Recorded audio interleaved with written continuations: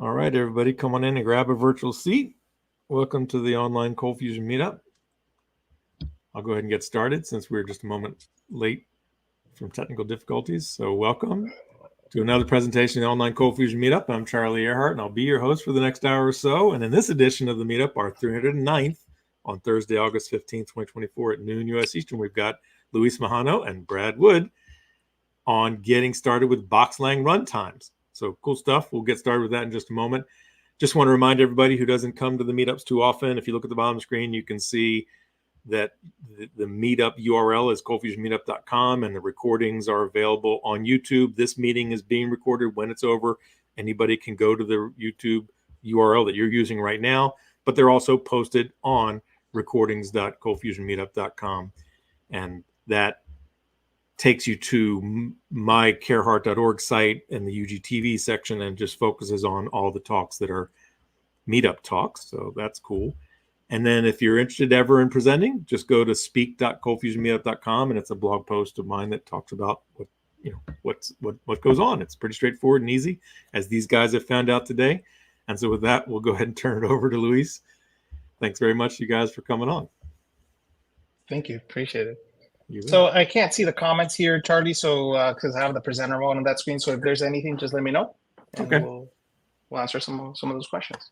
Cool. All right. Well, thank you for hosting us. This presentation is called "The Future is Dynamic." It's going to have several parts. My name is Luis Majano. I'm the CEO of Ortus Solutions. I'm a computer engineer by trade, creator of all things Box, and some people still call me documentation weirdo. But I think before we get started, I think it's important to know, what are we going to be showcasing today, and some of the things that we have built, and then kind of dive into some hands-on with Brad and myself. So BoxLang, this is something that we've released for quite some time now. It is a modular dynamic language for the JVM, and we've made it in such a way to make you productive, expressive, and functional. And our key phrase here is available everywhere, and we'll see why. And of course, a lot of people have asked us, why did we do this? What was the intent, right? And, why not just fork or keep higher collaborations? Why build a new language, and why now, right? And I think that as you go through this presentation, you will see that the way that we tackled the problems for our clients and what we wanted to accomplish, the only solution was to build a new language. So we'll go through some of those, and of course, everybody's willing to ask anything. We're open to answer. To give you a little state of what we've been doing and show you the major pieces around BoxLang, we started this project on July of 2023, last year. What became an open beta this May 16th at Into the Box. It's literally going to be 3 months to this day since we released our first open beta. It's been quite a ride so far for the last 3 months. It's been very hectic. We've had over 100 pull requests, almost 10,000 downloads. We have almost 35 repositories, about 22 modules already completed, several in development and planning. And we started doing beta releases every week, every Friday. And so far, we are going to go on our 10th beta release tomorrow. So we are going strong, and every week for 10 weeks, we have been developing and continuing to push this forward. We have a lot of modules completed already. As you can see on the left-hand side, there are still some modules that are in development. Be it the ORM, based on Hibernate, is fully on development at this point. We're going to be starting a few of them in the coming weeks here, which is forms, charting, and FTP. Mostly to bring compatibility from our clients migrating from Adobe. Some modules that are still in development, in planning. Excuse me. And some of the plus and plus modules are already in the works. So lots of going on here at Ortus. In terms of compatibility, as you will see, we've designed BoxLang. We have a dual parser. This allows us to actually break off from the CFML world into BoxLang. We are claiming 99% at this point because we are only taking in things that don't work, but most everything should work in terms of parsing your CFML code, as we'll see and Brad will discuss. Core BIS, we are at 99%. We have about 3 BIS only that we're missing in terms of compatibility, what we designed as core. And we're 100% at core tags, or what we're calling components. We are targeting right now a stable release for fall, and offering an exclusive visionary license as well for those people that want to get into this before we do our stable release. All right, so before we get started with BoxLang, I think it's a little bit interesting to do an introduction on its features and how we've designed it in order for you to see how it's going to work for you. So we started with several goals and visions for the project. We definitely want it to be dynamic, of course, modular, lightweight, and very fast. 100% interoperable with Java. This was a hugely important issue for us. To be modern, to be functional and fluent. Basically, where polyglots at Ortus, we wanted to bring all of those experiences into the language that we wanted to design. Modularity at its core. We've been building, for example, ColdBox for more than 18 years now, and we've learned a lot in building modular systems. We wanted to bring that functionality into BoxLang and taking advantages of the modern JVM. And of course, we love testing here at Ortus, and it is quite impressive, as Brad will show you, that we have probably even more tests than commits. So every single thing is tested within the language. And the next step, it was important to bring it to modern times, which was to support multiple runtimes. And the other one is to support multiple transpilers. And this is where we get into our multi-parser approach, that we really wanted to bring in other languages into BoxLang and make it seamless. And of course, IDE and tooling was at probably the first point that we've addressed. And it is incredibly important, and we've done great strides in what we'll show you today a little bit into our IDE.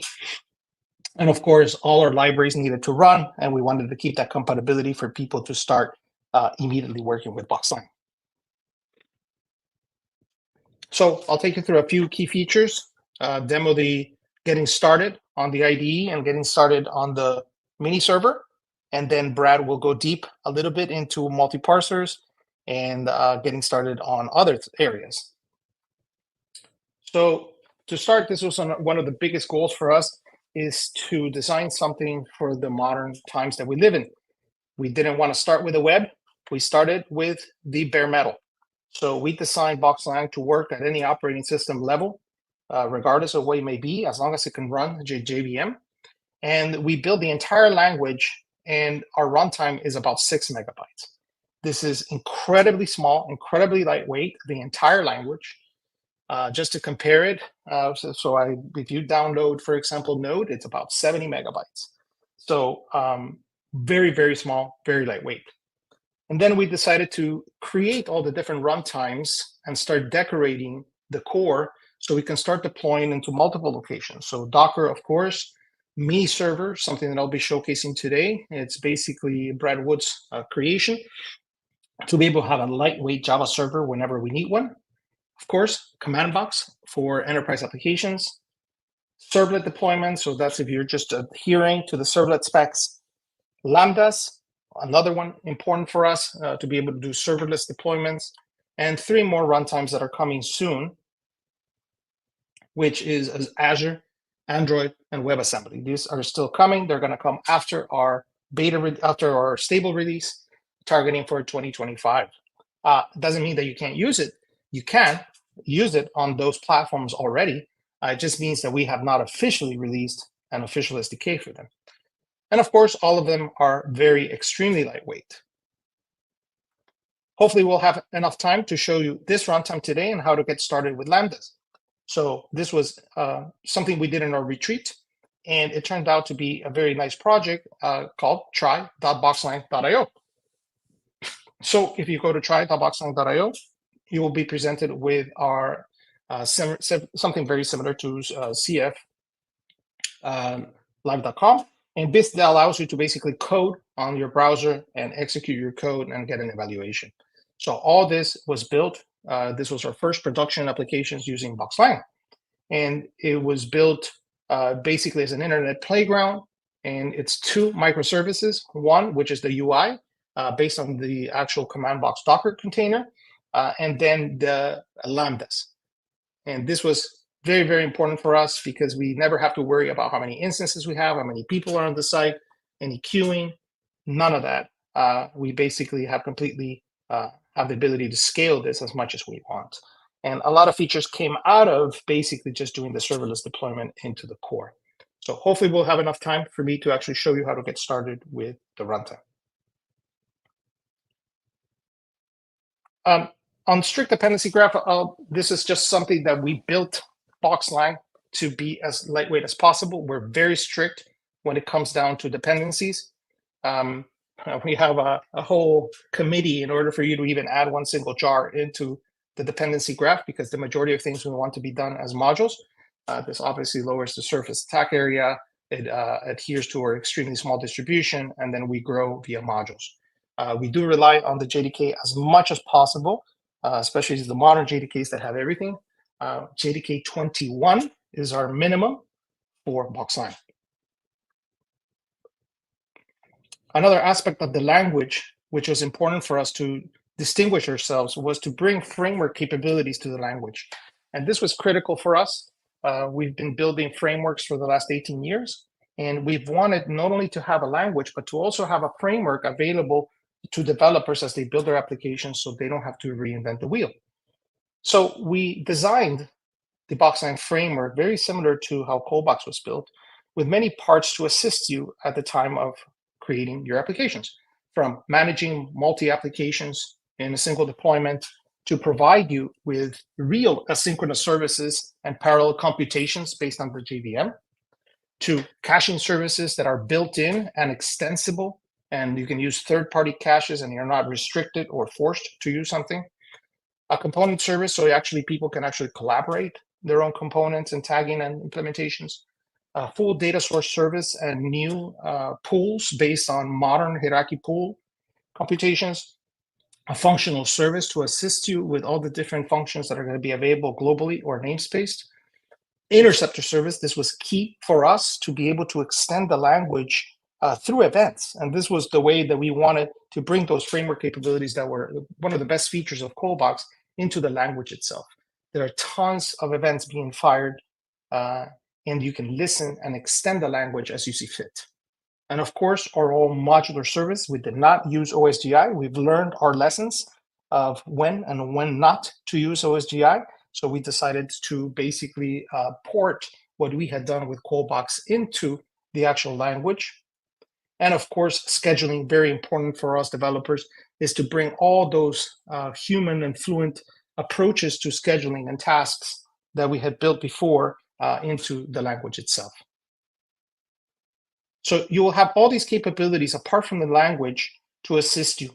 So I'm going to skip through some of these slides very quickly, but just to give you an idea that you have basically, we ported CacheBox basically into an enterprise caching engine powered by BoxLang with all kinds of extension points, statistics, events, and it powers pretty much everything inside of BoxLang already. Okay, your sessions, your client scope, all that is powered by these caches. And therefore, that means that you can change it. And you can actually store your sessions very easily on distributed caches, files, JDBC, anything you would like very, very easily. Our scheduling and task framework that we have built for many years now is available to you. It is not based on HTTP. If you don't want to, you can actually code and create schedulers, right? They are very portable. They can be source controlled. It leverages the full task and completable futures framework from the JDK. You have access to any executor. Even virtual threads are available to you. So you can very easily create tasks. Like you can see on the screenshot, very easily you can do these types of scheduled tasks. And of course, a task visualizer that we're building for BoxLang subscriptions as well. And of course, our importer for CF schedules is on the works already as well. So we have planned lots of things to be able to assist you when it comes to scheduling and task frameworking. Scheduled for 2025, an administrator will be available. Right now, there is no administrator. Everything is based on operating system installation or the different runtimes. But an administrator will be developed. This is targeted after our stable release. We already have our mockups and UI for it based on a Quasar administrator. So you're going to have different types of deployment for the administrator to help you manage pretty much anything at the operating system installation or a command box installation or a mini server installation. We also have several hooks into our IDE.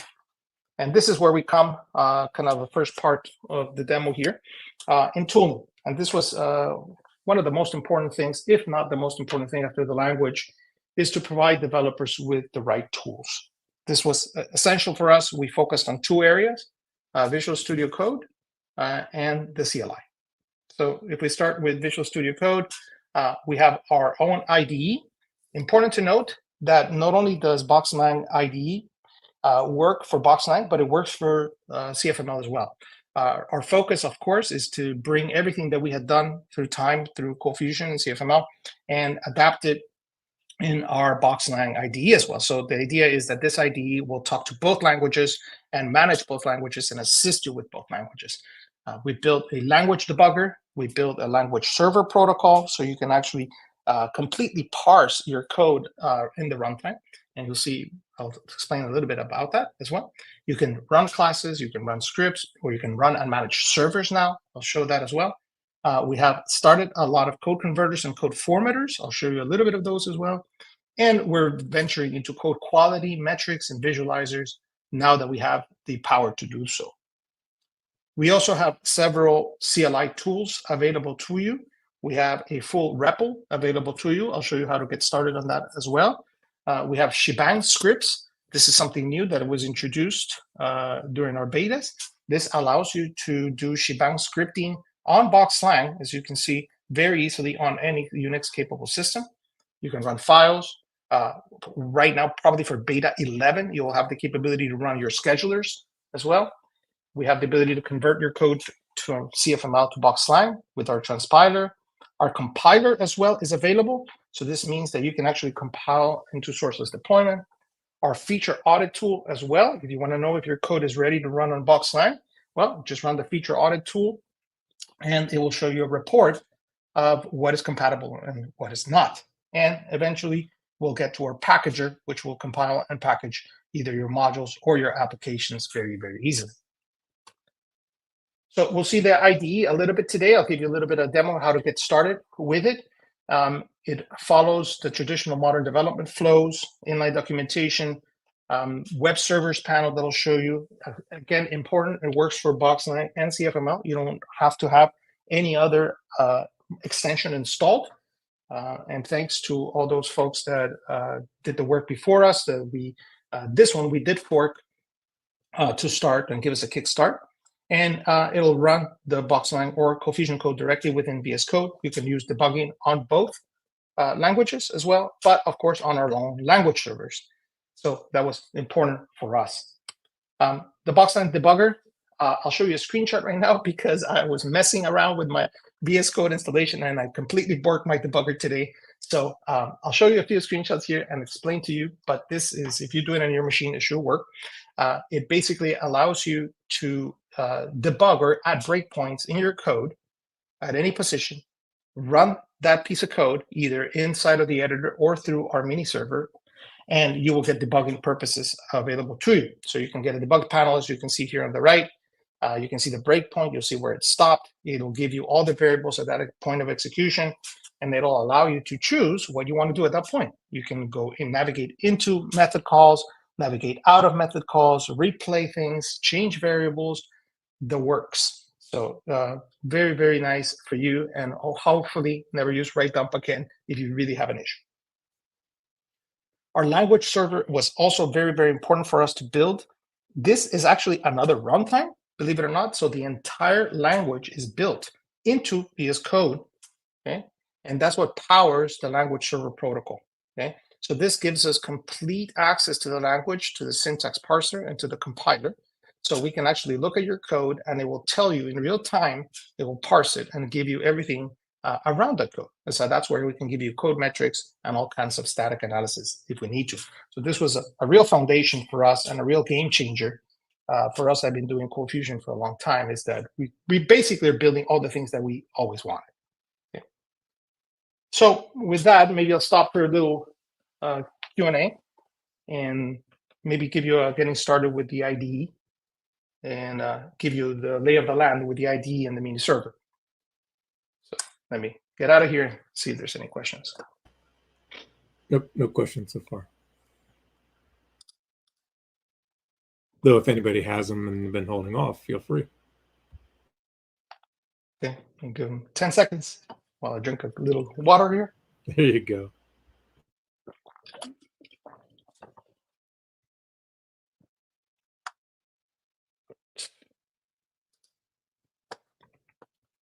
Okay, so let's get started a little bit. So Charlie, or you, Brad, can you confirm my ID screen? I think I see it. Yep. Yep. All right, perfect. So when you go to extensions to get started, it's very easy. Just search for BoxLang. You will get here our BoxLang language support. Just go ahead and install it. You can see we're on version 1.3.2. Okay, and we're starting to write all the documentation for it and all the things that you can do with it. Okay, once you do and you start a new project, I have a project here called demo. And as soon as I open it, it'll tell you that the BoxLang language server has been up. If you do the command palette and search for BoxLang, you'll get several different things available to you. You'll get the output version info, run a web server. You can show the view, you can run a file, a bunch of things that are available to you.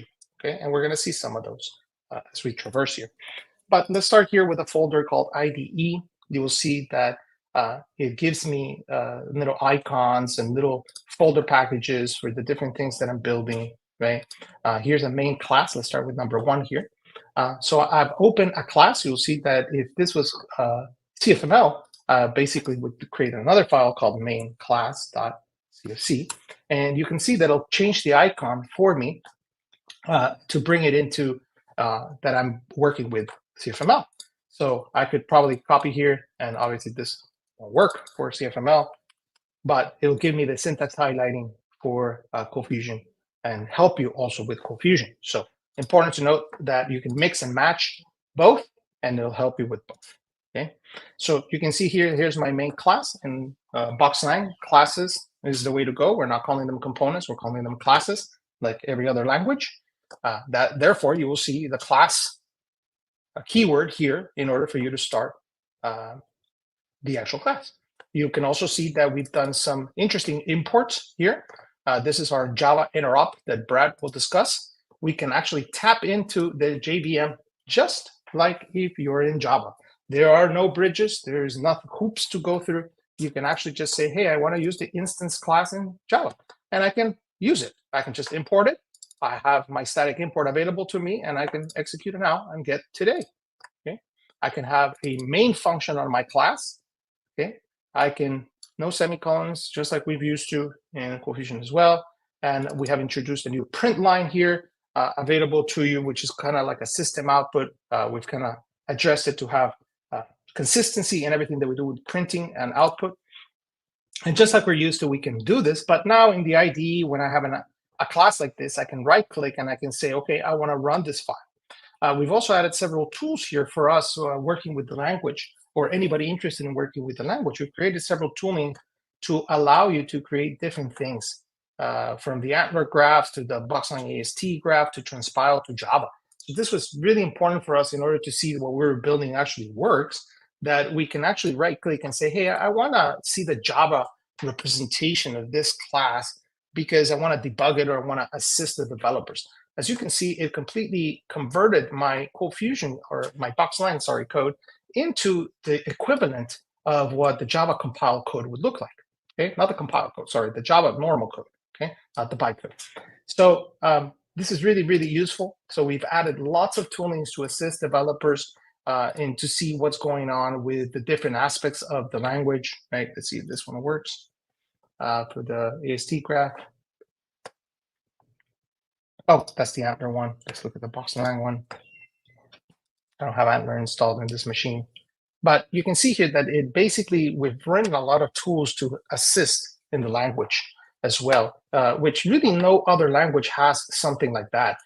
We can see here that we started with the script. We have several statements here. Here you can see the expression from an age. the plus, the print line. So all this tooling is available to make life easier for us as developers into the language. And I can definitely say that we have never seen this in other languages. So the IDE is crucial for us, not only for developing, but actually developing the language itself. Like I said, we can also run files. So this is just like any other language, like Python or Groovy or Java or any other language except ColdFusion. We can actually run a file, right? Here it detects that I have arguments incoming into my main class. So I can say Luis, and it will basically try to execute that source code, compile it for you, and there you go. It's executing for me with that Java interop right within here in my IDE. So this is something important that we wanted, is the experience for developers to start working very, very easily with their code and executing it. And the whole testing framework is going to be also included into the IDE as well. So you can actually create tests and basically have little play buttons right here and say, hey, I want you to play this test. So those are how classes look like in CJ main class.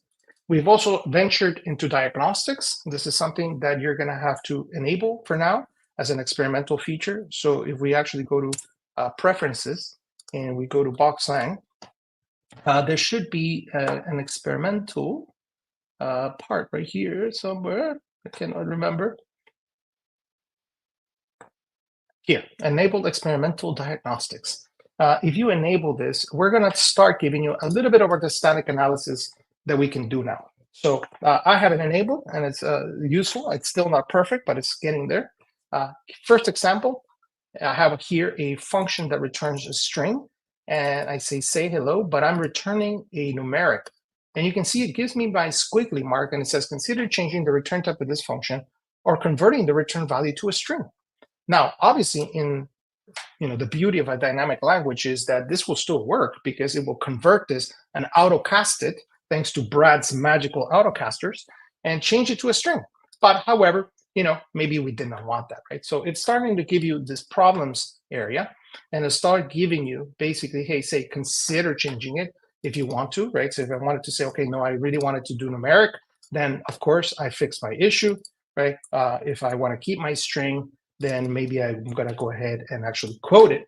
And immediately, as you can see, my language server protocol detected it, parsed it, and helped me during my diagnostics. So this is something that we're starting to venture into, and you start seeing as we progress our releases, that you're going to start seeing more diagnostics and more features for you to turn on and off. Okay, so important, right? Okay. Like I said, my debugger, I completely borked it before this session. So the demo gods are not going to help me here, but I'll show you how to get it done and then how to get it working.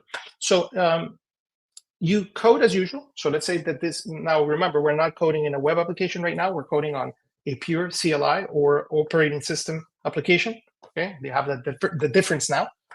And you can see here, I've done an array, I've done a normal B, I've created a function, and I can add breakpoints just by easily clicking anywhere I want to break.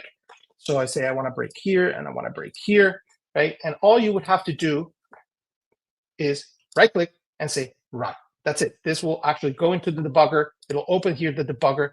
Right now, you'll see that there's my breakpoints, but I borked it, and it's continuous operating instead of stopping. You can see that it actually gives me my output right here. But in your system that is not broken, you will actually see those breakpoints where you will stop and you will see the actual debugger. Okay, so maybe Brad will have it in his computer. Mine's borked right now. Okay, another important aspect that you will see, just to showcase BoxLang, is that anything that you send to the print line, any BoxLang type, so this could be arrays, structures, queries, classes, anything, will actually serialize to the output. So you don't have to do anything. We'll grab it, even if it's complex, and we'll get a string representation out of it. Makes your life easier when debugging things. Okay. So now this is basically introduction into getting started at the CLI level, right?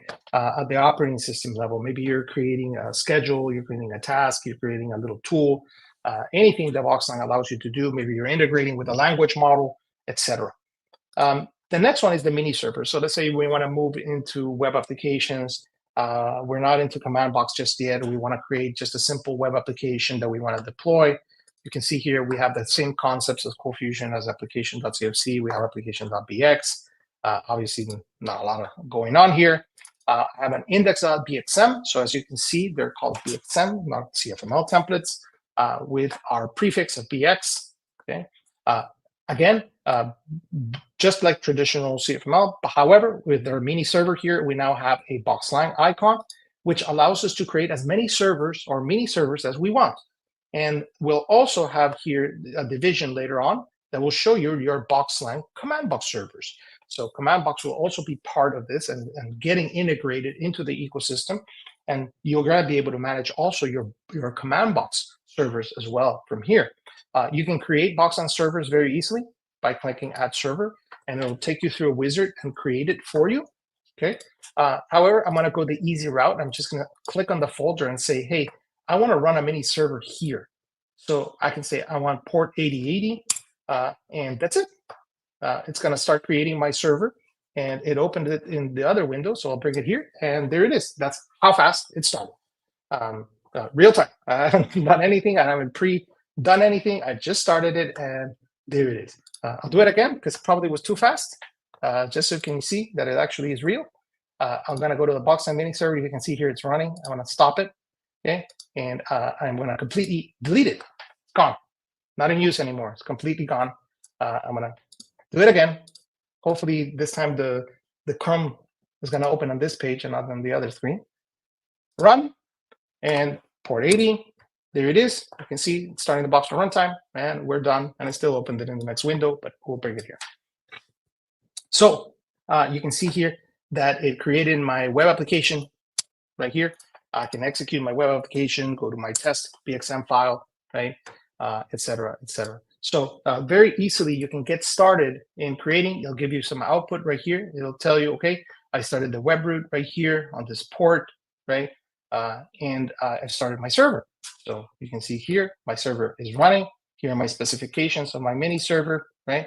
The cool thing is that I can also do breakpoints here. Again, I broke them, but I can show you how to get started with this. You can choose your breakpoints in whatever page you want, whatever class you want, whatever include you want. And then you just basically click the little bug and say, hey, I want to debug that server. And you'll see that the debug turns on, and now it's ready for debugging. You'll see right now all the different breakpoints that are available to me. And once you go into that web server, it should do it. Again, let's try. Let's see if it breaks or not. Hopefully it will work, but I can't guarantee it. Where did it go? Oh, here we go. And let's go to index.bxm. And no, it's not working. But anyways, once you hit that page, it's going to go into debugging mode, and you're going to see your variables, your watchers, your call stack. Everything's going to be available to you. And you're going to be debugging the mini server right there and then. If you're done, if you don't want it to be debugging in debug mode, then you can go ahead and turn the debug server right here and say, hey, I want to disconnect. And boom, there we go. So we have now the technology available through BoxLang to be able to debug a server remotely. Okay, so this is for our mini servers. We're going to be introducing this to our production servers later on, where you can attach yourself a debugger into that production running application and get even more things out of it. So this is a brave new world available to you, hopefully soon as well. So that's very easy to get started with the mini servers. Then this becomes just a traditional BoxLang server. You can start creating classes, start creating applications, start creating everything just like if you're doing your normal applications very, very easily. Once your working stop, then you can stop your server and you are done with your server. You want to start it up again, you can hit the play button and you can see here it starts, and there we go. In 1.6 milliseconds, we are ready to roll with our new server. Okay. So this is an introduction into getting started with the IDE. You can do tons of things with the IDE, full applications with the IDE, and you'll start seeing a lot of little goodies from especially dumps when doing Java classes. You're going to get a lot of cool things when doing Java classes as well in your dumps. Let's try it. Let's see if I can do it. Let's see if I don't break this, Brad. What do you think, Brad? I'm going to break this. Totally gonna break it. 100%. All right, give me a Java. Give me a Java class, Brad. Let's see. BoxLang string. Oh, you went with an easy route. All right, let's see. Let's see if we can get this out. Oh, there we go. Oh, it stopped my server, right? Start it up again. Oh no, it's running. Good.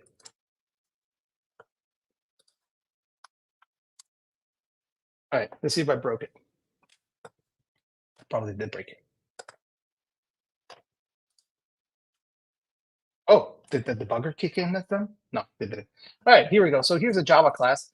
And on Java classes, you'll get a little bit more information. You'll get some annotations. You're going to get a very nice signature of all the methods inside of those classes available to you. Okay. And in some other areas, you can actually just get snippets of code that you can copy as well. And the actual toString evaluations as well available to you. So if you have a Java class and you want to basically know its toString implementation, you can also do that. So if I do here and say, hola, Luis, and Brad, and Charlie, right? It's going to try also to evaluate those two strings. So in some Java classes, there you go. Now it changes. See, it detects this as a string and it'll give me my representation. So BoxLang is really smart in this way that it tries to see what's the best representation available for a specific object, and it will show it to you as it sees fit. So just a little deviation there, and thankfully it worked. Right. All right, let me stop this. And that is it for me in this part. And let me move it over now to Brad and to give you more information and more things about BoxLang. Brad, do you want the slides or do you want to just go at it with your demos? I will go at it with my demos, as they say. Charlie should be able to switch it over to my share. Okay, so I don't click stop sharing then? It's already done. You don't need to stop sharing. As soon as I make his screen show up, yours just is there. I can click back on it whenever you want. You are magical, Sharing Charlie. forever. StreamYard's magical. You're magical and StreamYard's magical. Brad's magical. I'm following your footsteps. Awesome. I was just over here playing with a debugger. I was just talking with Jacob while you're presenting, and there was a little regression with the debugger that should be fixed soon. So that's why you were having some problems. All right, let me delete some of these test files. All right, so Luis showed you the kind of the overview of BoxLang. And by the way, I do also have the comments up, so feel free to slam any comments in there. I have a monitor I'm watching them on. Luis showed you kind of the basics of BoxLang, what we've done, how it works. There's obviously a lot more than that, but that's what we get for today. Turn off my Slack stuff here. We talked about the VS Code extension, and let's move on now to what you guys need to do if you want to play with BoxLang.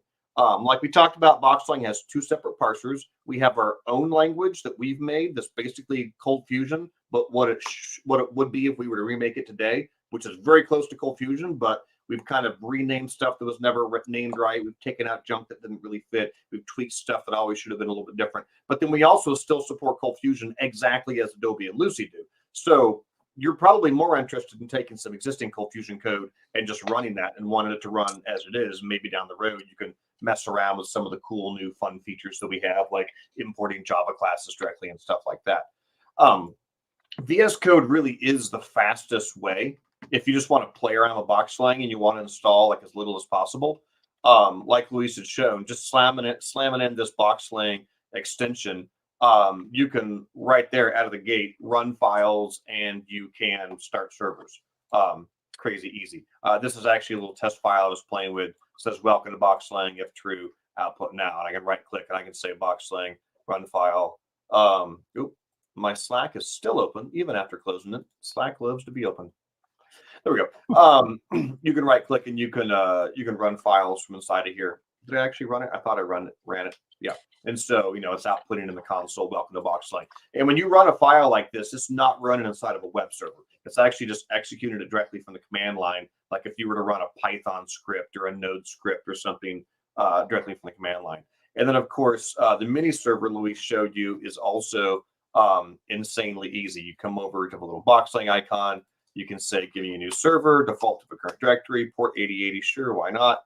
Start it up, and then we get the server started. And that was literally like 1 second start time. And it's the same script I just ran in the console, but right on the side of my browser. So that's probably the shortest distance between two lines or between 2 points. The straight line is just to start with the VS Code extension. The main requirement is you just need to have Java 21. You need to have a Java JDK installed for the extension to use. So if you want to actually just download BoxLang to play around with, we have several different downloads. So I wanted to show you a couple quick things on the website. This is boxlang.io. First of all, we have try.boxlang.io, which is sort of our version of try-CF or whatever. And you can run BoxLang code in here. And for what it's worth, this does use, this is actual BoxLang syntax, which, as you can tell, looks nearly identical to ColdFusion. But if you want to play around with some of the new BoxLang features, you can do that. And these actually use our AWS Lambdas, which Luis will hopefully have a little bit of time to show you at the end of the call. So every time I click run, it's actually shooting my code off to a Lambda function to execute it. So back to the main homepage for BoxLang, we have a bunch of different runtimes, a bunch of different downloads, rather. We have our runtime downloads, we have our module downloads, and we have our tools. The only tool right now is basically VS Code, which if you want to, you don't really need to download it from here. You can just install it directly from VS Code, but we do have a link there for you. The modules are all of our modular architecture, just like Adobe and Lucy have. We've broken things like PDF or image or sending emails into their own separate modules. You can install those, and I'll show you how you can go about installing those soon. And then we have basically the runtime. So if you wanted to play around with just the BoxLang command line, like you would install Node or Python and just start playing around with the command line, then that would be our OS runtime, right? And you can download this. We have just a standalone jar file, and that's kind of the cool thing about BoxLang is the entire BoxLang jar is literally like 6 megabytes. Like that's it. The parser, the compiler, it's all that tiny. So we know you're familiar with how much hard drive space it can take to install a ColdFusion engine. We can run your ColdFusion code at a fraction of the size. And then we also have a Windows installer, which basically just installs the jar and sets up some system path environment variables for you and some batch scripts and some kind of cool. I think you need to have some right-click integrations. So that's what the installer is. The Docker containers are here. We also have information on command box. We have our package for creating AWS Lambdas that you can play with. So if you download the jar, I've already downloaded the jar, and I've just slapped it into a directory here. I actually built this jar locally, BoxLang 1.0 snapshot. And again, just because I love looking at it, here is the entirety of the BoxLang runtime. 6 megabytes, that's it. And BoxLang doesn't really unpack itself. It will put some configuration files in your user home directory. So for me, under users Brad .boxlang, it'll kind of stick some stuff here, like log files, configuration files, compile class files will go under here. But there's really no other jars, just the main jar that I'm executing. And so I also tossed a little batch file just so I wouldn't have to type Java jar every time, because that was a little lame. So to run the command line version of BoxLang, if you just run the jar with no other arguments, we drop you into our REPL, right? So REPL stands for read, evaluate, print, loop, and it's just a little interactive interface where you can type code and it executes it. So you type 2 + 2, you get 4, right? You say echo Luis, you get Luis output to the screen. So you can basically run any sort of BoxLang or ColdFusion expression inside of here, and you get the output. This is just like the REPL that Command Box has, except for this one runs on BoxLang. So when we're done, we can hit Control-C to jump out of there. The second thing we can do is you can also just run code directly from here. This is something that like Python and Node also do. You can just say -C for code, and you can just pass in a chunk of code like 2 + 2, right? And it'll compile it and it'll run that on the fly. You can also pipe in code from a file to execute, or you can just execute a file directly. And this is basically what I was doing earlier when we would right click and say run from VS Code.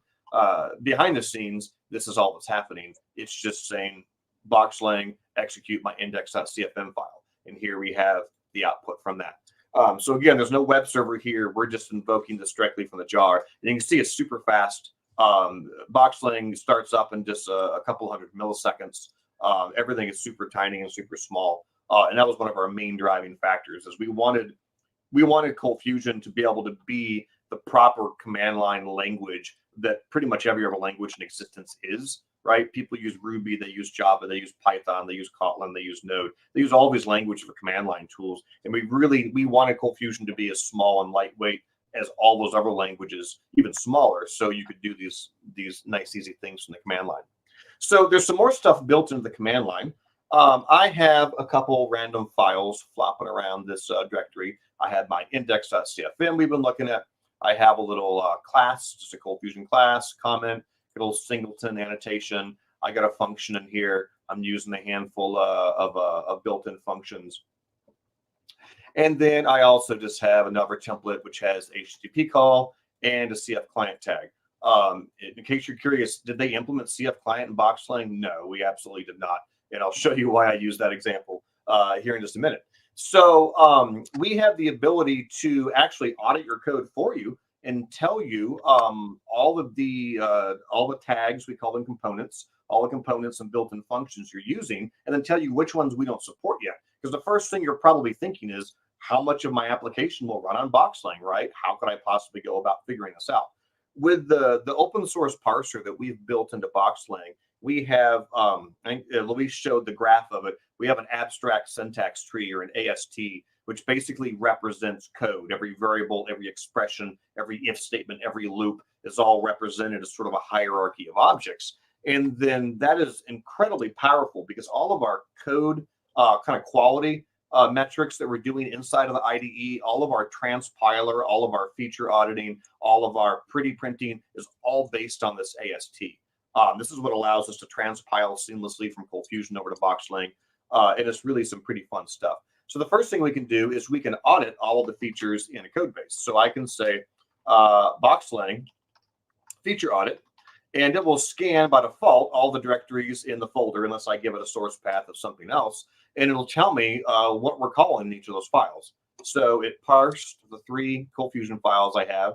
It says we're calling the HTTP component on line 1 of this file. We've got a missing client component. And again, we're calling tags components. On line 3, I've got an output component on line 2. I've got the now BIF on line 4. I've got the missing get printer list BIF, right? We're not supporting that one yet. On line 6, I got the uppercase BIF and the trim BIF, both on line 7. So it's kind of giving me an overview. Now, if you run this against a folder with like 1,000 files, you'll have a redonkulous amount of output that you're not going to want to deal with. So we have a bunch of flags to help out with this. I can say, just show me the missing things, right? So, okay, who cares about uppercase and trim and now? Those are all supported. CF client's missing and get printer list is missing. And then I can go even further and I can say, all right, aggregate those results across all my files and just give me a summary at the end. And it'll say, okay, parse through the files. We parse 3 files, 1 CFC, 2 CFMs, and this is specifically what you're missing that BoxLang does not support. And then I actually, see if I can get the syntax right. I didn't test this one ahead of time. I think it's report file.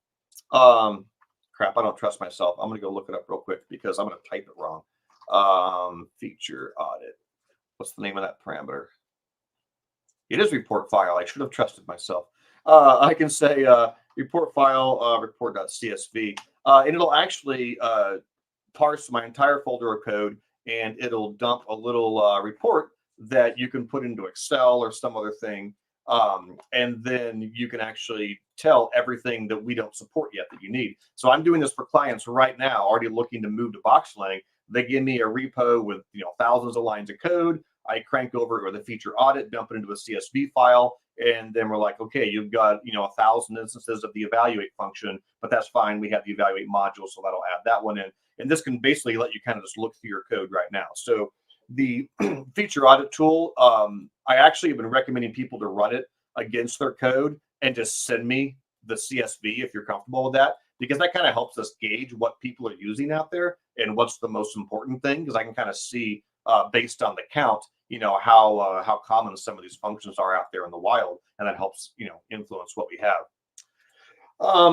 The next thing we can do is we can actually transpile your ColdFusion code automatically to BoxLang code. If you want to play around with a new BoxLang syntax, you want to see what that looks like. And so we have wrong window. I can say BoxLang CF transpile. Go spell it right. Transpile. There we go. And then I'm going to need to give it a target location. And so I'm going to just say put it in the current directory, right?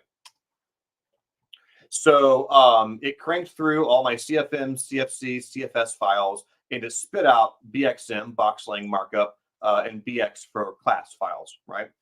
So CFS turns into BXS, CFM turns into BXM, and CFC just turns into BX, right? So now in my current working directory, I have two of each file. I have my index.cfm with ColdFusion code. In here, I have my index.bxm, which was automatically transpiled for me. And now we have our BoxLang markup for tags, which you can see instead of using CF, we use BX colon in our source code. My class has gone from component to the actual class keyword, which is what we're using in BoxLang, because if we were to make ColdFusion today, we'd probably just use the word class. And you notice that my singleton annotation is actually a proper annotation now, because BoxLang syntax supports actual proper annotations. And for compatibility, BoxLang defaults accessors to true and output to false. So to keep your ColdFusion code working the way it worked in ColdFusion, we go ahead and we explicitly say accessors are false, output is true, because that's the way ColdFusion would have worked. So there's all sorts of little transpilation things that happen. If you use struct key exist, we have full null support on by default in BoxLang. So we rewrite struct key exist to be not is null. And we do that all at the AST level. So when we pretty print the code back out, you get the exact same code, but now BoxLangified. And of course, my little my template here turns into, again, BoxLang code, BXHTTP, BX client, right? And we have no plans, in case you're curious, to implement CF client. I just put it in there so you can see it in the feature audit. So that's what the transpiler does. So if you want to play around with what your code would look like in BoxLang, then you can use that. And then finally, we also have the ability to pre-compile your templates. I'm going to copy and paste this one because the chance of me typing it wrong is high. So we can do BoxLang compile, and you can do an entire directory of code. But in this case, I'm going to say compile the myclass.cfc, and I want you to put it in a compiled folder, and we'll just keep it with the same name, myclass.cfc. And so that pre-compiles our class into bytecode. And then when we go back and look, we now have a compiled folder with a CFC, which is delicious looking bytecode. So you can basically still deploy pre-compiled applications. We just do kind of an in-place compilation where you put the bytecode. And Lucy and Adobe basically do the same thing. Adobe has a tool for this. Lucy doesn't. It's kind of a pain to do with Lucy. But that's also kind of a first-class citizen of our CLI. So that's some of the overview of some of the fun stuff the CLI does. Let me move on now to actually starting a server with CommandBox. We showed the mini server. We've shown it like 17 times. We like it. We're proud of it. It's fun. It's fast. But you may already be using CommandBox to manage your servers, and you may just want to start it up a CommandBox. The mini server is great because it's like insanely simple and fast, but it's also super limited. You get to choose the web root, the port, and like a debug flag, and that's kind of it, right? Like it's just ta-da, simple server. So if you want the full power of CommandBox with SSL search, multiple HTTP bindings, multi-site virtual directories, all the nonsense that CommandBox does, we also have a servlet runtime built, which works seamlessly with CommandBox. So I've already defined the server, because I was starting earlier. So here in my server.json, I have my CF engine set not to Adobe or Lucy, but to BoxLang. And of course, this maps to a ForgeBox entry where we publish our BoxLang artifacts. And then, of course, I do need to set a Java version of Java 21. It needs to be a JDK right now, not a JRE. Once we get our direct to bytecode working, which is very close to completion, you'll be able to run this on a JRE, but for now, we still do require the JDK. And so with those two settings, this is the same directory we were just looking at. Let me delete those transpiled files just for simplification, get it back down to be CFM files. And then you can start it just like you would any other command box server. So all the command box goodness applies here. We already have CF config support. So if you have things like data sources or mappings, you can import those. And here's our server. It actually starts super fast. So it loads my CF config into the server. So we already have support for that. So if you want to test an application, you need some data sources to run. You do want to make sure that you have the right modules installed. But basically super fast, and you can use it right now inside a command box. In order to install these, like let's say you're using MySQL, right? So you want to install the BX MySQL module. If you already have the server defined here in the directory where my BoxLang server is defined, then I can actually just install it directly. BX MySQL. I'm just installing this now from ForgeBox. Actually, you know what? Let me do that again, but I'm going to use the verbose flag so you can see what happened because it happened so quickly. It'll say, hey, I found the server BoxLang CLI in the current directory. I'm installing this into the BoxLang server home. And so I showed you that home directory under my user home earlier. That's what the CLI used by default. Every command box server also has its own dedicated server home that's separate from just kind of the system server home. And so now I've installed that BX MySQL module into this specific command box server. And now I can use a data source using the MySQL JDBC drivers. If you're wanting to run ColdFusion code, you will for sure probably want the BX compat one installed. There's quite a bit of stuff in BX compat. For instance, the server.ColdFusion struct does not exist in BoxLang, nor does the server.Lucy struct, right? But if you install the BX compat module, those structs magically appear. And Slack is somehow still sending me notifications. Props to Slack. I don't even know how it does it. It's still running somewhere in the background of my machine. Bless his heart. So there's a lot of stuff baked into the BX compat that your ColdFusion apps will probably expect to be there.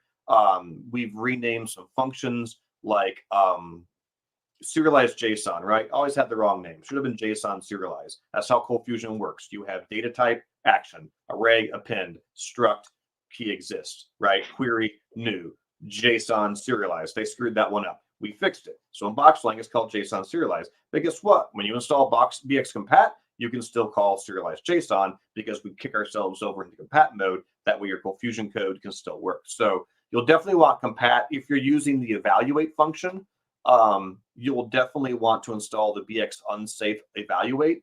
We had the word unsafe in it because guess what? It's unsafe. So that's in its own function. If you use WDDX, bless your heart, we also have a separate module for that. If you use PDF, you want the PDF module, CF mail, right? Image module. So we have a bunch of these modules already done, and we have a bunch more in progress. But with the help of the feature audit tool, you can kind of see what's not supported out of the box, which modules we need to add in. And it's basically just like starting any other, Lucy or Adobe server, as long as you're familiar with the workflow of command box. So I think that was everything I was going to demo. I got the CLI, I showed all the transpilation, the compiler, feature audit. Yeah, and unless any questions pop in the chat, Luis, are you prepared to give us a quick run through of the AWS Lambda functions? Because we were really excited to be able to do that, and that's something that we really haven't seen official support for in the ColdFusion space yet. Yes. All right, awesome. I'm ready. All right, flip over to his screen share, please, Charlie.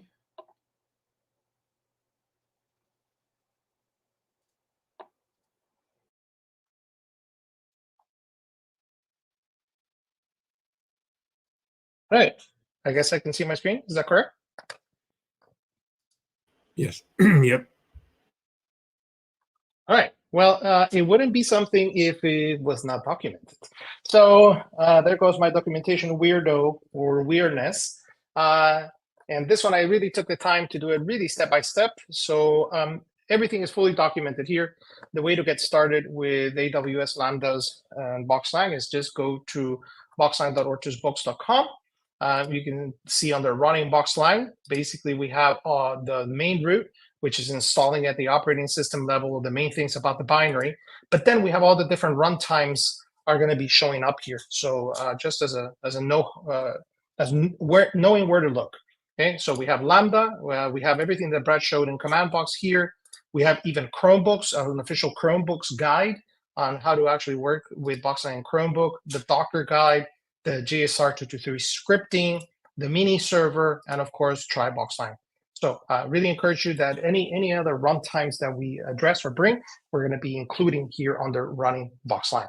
Okay, so this is the Lambda. I linked to all the places in the docs in AWS. And of course, it describes in detail pretty much all the different things that you have available to you to get started working with Lambdas. Okay, so I'm going to have this as a reference. Maybe we can put it in the comments or something, but I'll be showing you where this guide goes to. So just a little overview. I love pictures, so might as well just show you pictures here of how it works. So remember, the BoxLang runtime basically gets adapted according to where it's deployed. In our case, our method of deployment will be on Lambda. Okay, so the core, I would say, of deploying to Lambda is extremely small. Again, even smaller than Python or than Node. Okay, so how does it look like? Okay, so what you're going to be focusing on is to be building on a piece of execution. I'll go in example, for example, try BoxLang. Okay, we wanted to be able to take your source code and execute it in a runtime and give you the results. Okay, that was our requirements. So let me go here to how we did it. So the try BoxLang is a mini server site, and it basically sends your code to our Amazon Web Load Balancer, and it gets distributed between our BoxLang Lambdas.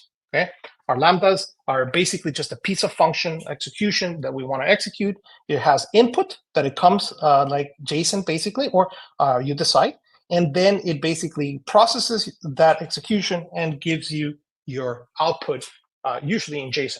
Okay, so you can see here the process of what we did is that we take in the code from the try.boxlang.io, we send it to our load balancer, it executes in different Lambdas, and then executes as the source code against our binary, and basically gives you back a result. Okay, very small. Actually, we use about 64 megabytes of RAM. Believe it or not, on that guy, it's about 600 kilobytes. Each of our Lambdas are about 6.5 megabytes, and it works extremely well, extremely fast. And here's the distribution of your source as it goes and traverses, gets executed and compiled back into that BoxLang source code, and then returned to you for results. Okay, so that was our requirement, a perfect scenario for serverless. Okay, so let's go into it. Okay, so let me show you here what we've done. So first of all, to get started, we've created a template, and this is really useful. Here it is, github.com, Ortus BoxLang, BX, AWS Lambda template. It is linked as well through here. Okay, so we've done the hard work for you. We've tried to completely document as much as we can everything in the process, from where your Lambda lives, your directory structure, everything that you have available to you. So the first step is that you can come in here. Oh, I forgot to mark this as a template. Why don't we do that now? That way people can actually clone it, and it's a template. There we go. Okay, there you go. Now you get a beautiful button called Use This Template. So now you can say create a new repository or create a new code space, and now you can have this template forked right within your GitHub repositories. Okay, very easy now that I've enabled that little button. All right, so let's go to source code. How is my code? I'll make it a little bit bigger just in case. And here's my README. Okay, And we try to document it as much as possible. I'm not going to go through everything. I'm just going to go through how to get started. This is a hybrid project, okay? You're going to have to venture a little bit into the Java world here because the Java runtime is what executes your Lambda, okay, alongside our BoxLang language. So until we get an official thing from Amazon, this is the way it will go. We have several supporting files. You can ignore those for now. The main files I would say to focus on it will be the box.json and the build.gradle. So box.json is traditional command box dependencies, and this is where you can put in your development dependencies. You can put in more dependencies for your Lambda. So if your Lambda is going to use any other types of dependencies, here's where they would go. Okay. Build.gradle is basically already assembled for you to work with our Lambda runtimes, and it also gives you a section called dependencies. So it's already prepared for you, even the testing and mocking, which I'll go through. But if in the case that your Lambda required a specific Java library that you wanted to leverage, you can basically add it here, and it will package the whole project for you. So all the hard work is done for you. It's just for you to add whatever Java dependencies that you want. And in the README, you will see that there's a few commands available to you to work with the Gradle build process, okay? You don't have to be an expert at it. You just have to run a few commands to get it to work. We've also added a workbench folder, and this workbench folder is what you can use with the AWS SDKs that you can install on your machine from a little template YAML that we've created for you with the different project and the handler and all these things that you can test on your machine. You can even create an event.json. So this is basically an input that goes into your Lambda. We've generated for you. We've been doing scripts to create a bucket for these things, to deploy it, to invoke it, to do cleanup. So we really put everything that we built for tryboxlang.io is here. And we wanted to make it as easy as possible for people to create their Lambdas, okay? So don't get overwhelmed. There's a lot of stuff here just to help you out. Okay, let's go into the source code and how you can create your own Lambda. So we have source, we have main, and we have test. Again, we are big believers in testing and the TDD process, so you're gonna find tests everywhere, okay? Let's focus on main and open the test, and you'll start seeing the different folders. Main, and then under main is your main source code. There's a BX folder, which denotes BoxLang, and there's your Lambda. There's your beautiful, beautiful, beautiful Lambda called lambda.bx. Very simple class, okay, with one method on it, okay? You will receive 3 arguments on this method for your Lambda. The event, which is not to be confused with the callbox event. I know it looks like it, but it's not. This is actually the Amazon event, and this is documented by Amazon on the Lambda docs, okay? So if you go to the Lambda documentation, there's a developer guide as well, when to use it. It gives you all kinds of things, but you will, it's somewhere in here. I'll actually make it a better link to take you to these 3 contexts. But it gives you basically an event, a context of execution, and the response, okay? And the response is mostly us, okay?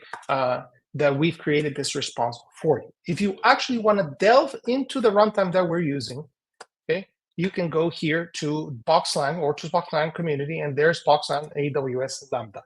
So this is the actual runtime that we have prepared, okay, for you. And I'll just showcase the Lambdas to make life easier for you, so you don't have to start from scratch. So what we've done in our Lambda runner is that we decided that every input into the Lambdas, okay, let me see where it is, Lambda runner. Here we go. Can you make that a little bit bigger, Luis? You zoom in? Yes, let me just find the right, here. Also, feel free to hide that little overlay at the bottom of your screen. Oh, hide. Okay, so before we go into that context and response, we have created the mini framework or the mini runtime for Lambdas. And this is done obviously in Java. I'm showing you some Java code, but this is what we've done at the Orchis team. We have a way to handle the request. And what we've made it to make it easier for creating Lambdas is that we're going to be receiving the event as a struct. Okay, you can see here it's a map, but we convert it into a struct. So when we actually execute your code, we're going to give you a struct. So the response is going to be a struct of this information that you see here, the status code, headers, and body. So we've decided that this is the easiest way. You can use that, or you can just return anything in the response and we'll identify it for you. The context of execution, this is from Amazon, okay? This is not us, this is Amazon. We pass it through as well to you, and the event as well. So you can see here that we convert that map into a struct, and then when we actually invoke your Lambda, right, we're gonna pass basically the event struct, okay, which is the incoming arguments that are coming in as a structure, the context object from Amazon, and the response. So when you actually get to work, right, we've done all that hard stuff for you, and we can move on to Visual Studio Code if it shows up. Where is it? Hello? We got stuck. There we go. So since we've done the hard stuff, right? Actually, maybe I'll even add this so people know that these are structs, okay? And then I'll map the documentation for the context later on here, and I'll add a little bit more docs here for folks to determine what they are. But as you can see here, you're going to receive the event, which is a struct of everything that was passed in. So a sample event was something that we saw here. So this is a JSON object. So this will come as a struct, right? X, Y, and message. And then you'll have a response. And you can see here that I've used the full response, like response.body, right? The status code. And then you can basically return the response as you see fit. Or if you want to return your own data, you can return whatever data you want, and we'll address that as well as we see fit in your Lambda and return it back as JSON. But basically, this is it. You receive one method to implement called run. You receive the 3 arguments, and then inside here is your code. You do whatever you want to do. You can build a PDF. You can create a component. You can do whatever you want right here inside this Lambda, and that's it. Okay. So how to test it? Right. Let's do unit tests first, and then I'll stop there because then the other one will be the deployment. I don't have the Amazon tools installed on my machine. But here under Java.com, my project, obviously rename it as you see fit. We give you 3 Java classes. We give you the unit test class, and we give you 2 mocks. We give you a test context. This is basically mocking the context of what Amazon would give you. You can adjust as you see fit. And we give you also a logger, which is also a mock of what Amazon gives you. And then we give you the runner. And this runner, okay, is available to you. We've already assembled it, and it has 1 method on it, okay?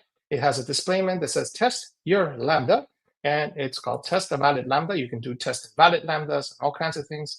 And you can see here, first of all, you decide which Lambda, because you can have multiple pieces in your Lambda. So here I basically said, hey, my valid path to my Lambda is this guy, source main BX, okay?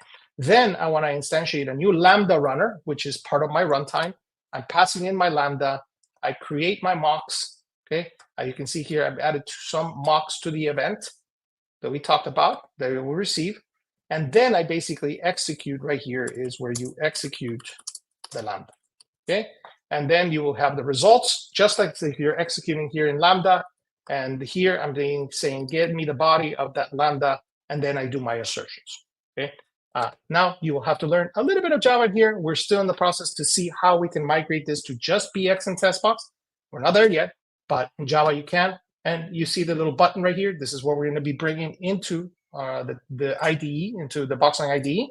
I can just right-click here. It'll compile your Lambda. It'll do everything it needs to do to run your Lambda. And then it will start it up. And you can see that it'll start executing your Lambda. It says here Lambda configured with the following path. Okay, shutdown hook triggered, shutting down the runtime, etc. And you'll see that my Lambda executed correctly. Okay, I've done my assertions, and you see now a nice little green button right here available to you. If you make a mistake, you can try in here, right? If I don't retrieve anything or throw an exception in my Lambda, so let's go and make an exception here and say throw invalid Lambda. Okay, so let's see if I can test this and see if this actually throws an exception.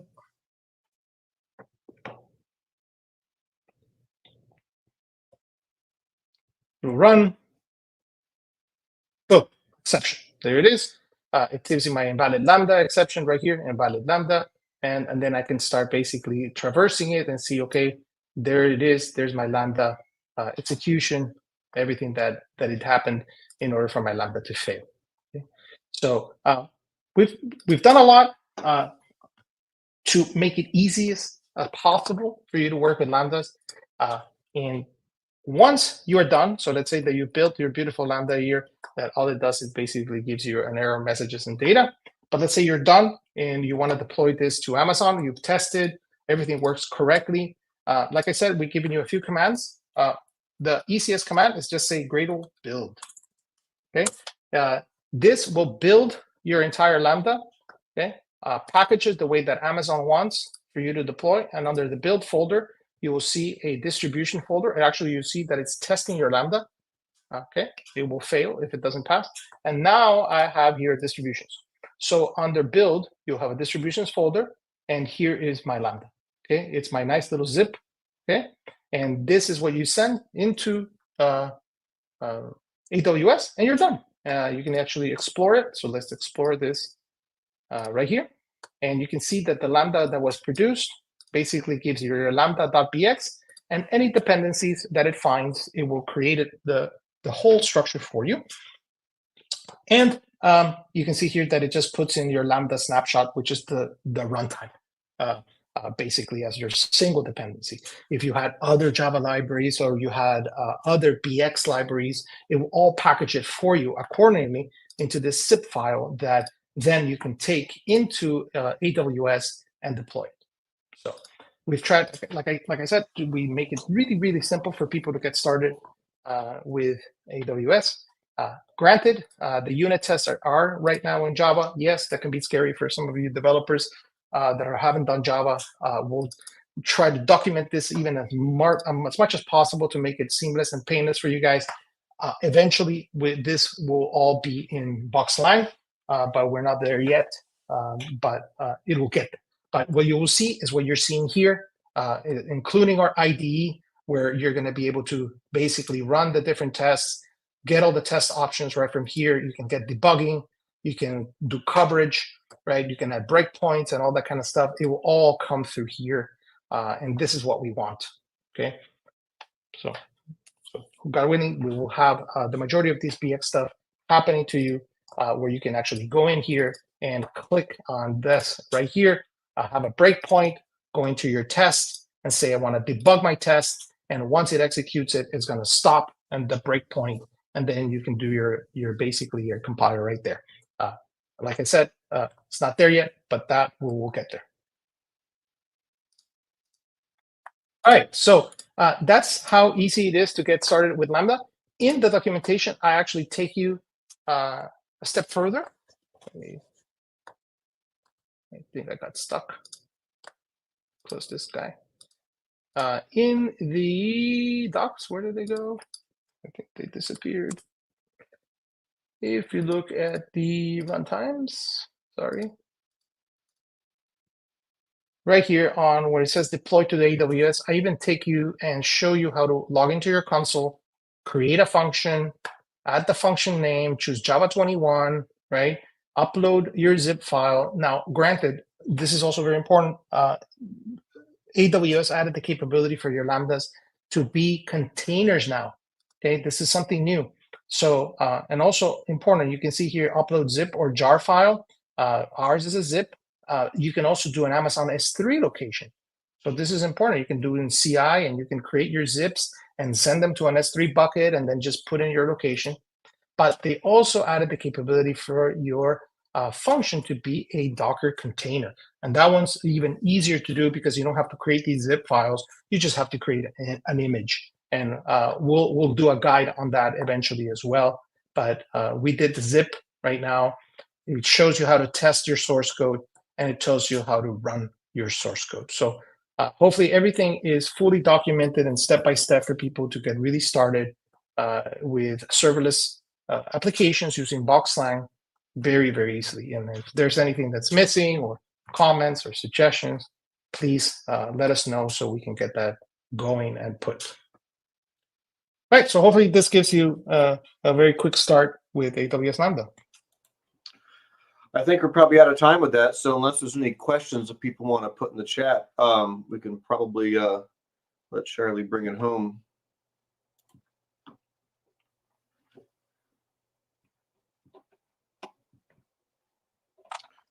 Quick note while we wait.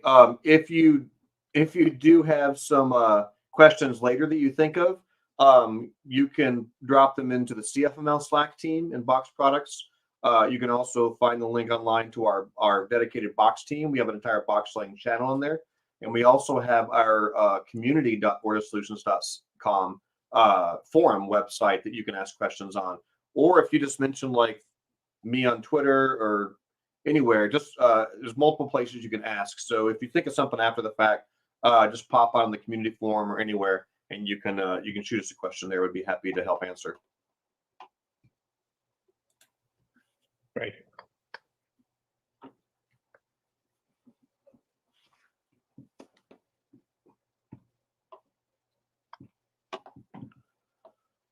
All right. I'm not seeing any questions, Charlie. So thanks a lot for having us on. I look forward to hearing from some of you guys soon.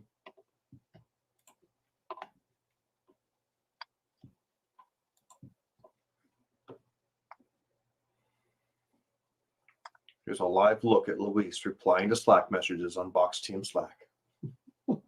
I guess my example was wrong. I do not hear you, Charlie. Do you hear Charlie, Luis? I do not hear. Oh, yeah, I don't think your mic's working, Charlie. I do see a question from Rick Mason. As a ColdBox noob, if I want to install the Lambda server on my local machine and I want to create a REST API, then I also need to install ColdBox CB REST module and my SQL module.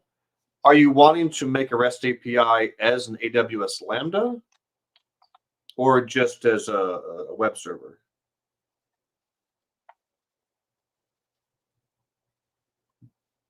Probably need a bit more information on knowing where you wanted to go there.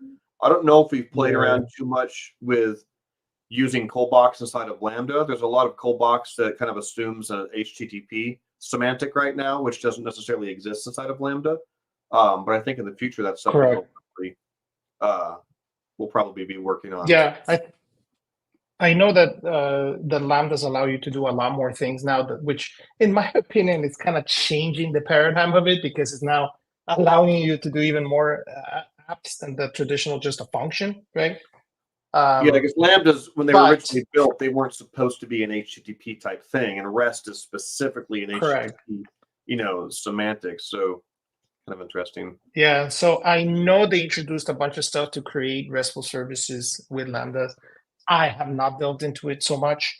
Might need the community help there.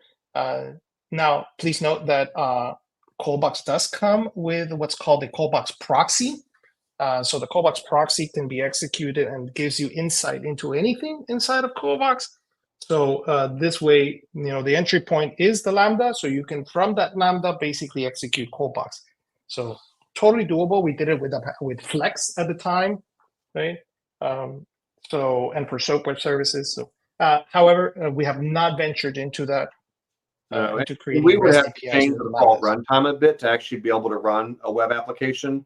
We didn't hit on this too hard, but the core of BoxLang doesn't know anything about web or HTTP, right? BoxLang core doesn't have a form scope, a URL scope. It doesn't have functions like get HTTP request data. They don't exist, right? That comes in the web runtime because we've broken out BoxLang to be this kind of modular thing we assemble. So if you wanted to get in, Lambdas aren't supposed to be a web-based thing. So if you wanted to do web sort of things in a Lambda, then we would need to build it on top of a runtime that included all those web pieces, many of which ColdBox probably requires to run on the box, like get HTTP request data. So yeah, it's definitely possible, but it's something that would need a bit more thought as we get there. So you guys can hear me now, right? Hey, I hear you. Hey, sorry about that. That was a weird combination of circumstances on my end. And I was talking earlier not to wrap up, but to say that yes, absolutely good time for questions. And as long as we got a moment, I'll just call out Jim Priest made this comment earlier. This is all freaking crazy, like modern and fast. There you go. Here, that's the goal. Yes, you have achieved your objective. So I have a kind of a follow-on question, and it's really for the sake of the traditional CF folks that this is a CF meetup. You mentioned earlier, Brad, how you guys are helping folks who currently run CF or Lucy, whatever, to run on BoxLang. Mm-hmm. And you showed during your demo, especially, how you are trying to achieve parity, and you'll identify where there's incompatibilities. But you do have it as, I want to wrap up for the sake of the traditional CF. When I say traditional, just CF. I just wanted to back up. And we should even make this clear. BoxLang and you all with BoxLang are trying to reach quite a wide audience. People who don't know how to spell ColdFusion, people who've never heard of Lucy, right? People who might use it for all the powers it brings that have nothing to do with ColdFusion or Lucy. So when you give these talks, you guys naturally have a lot of stuff to communicate, and you're going to have different talks for different audiences. But I'm just saying, bringing it back to just this CF meetup, CF audience, you showed, Brad, the ability you guys had to try to run code compatibly in, and as it were, natively in BoxLang. So that's a goal. One thing that isn't clear from the talk, and I'm not sure if I missed it somewhere along the way in hearing other discussions or seeing other presentations. So you showed how you could certainly run the compatibility check by just going to the command line where the folder of code lives. And so in that regard, it's similar to command box for those that are familiar with it. Now, remember, some of our audience don't use command box, but for those familiar with command box, you would go to the folder where your code lives, and you could run box and name your server, and it would run that code. You just go to the folder, run it, and it runs that code. Mm-hmm. For CF people who don't run command box, they sometimes would be like, wait, what? Where's my web server and all that stuff? So, there's a bit of a leap for those people. But now for running as it were, a BoxLang server, we want to call it that, it is conceptually the same thing, right? You go to a folder where the code lives, and one could spin up BoxLang to run that code in that folder. I know Luis earlier showed code in VS Code, and you can run things from there.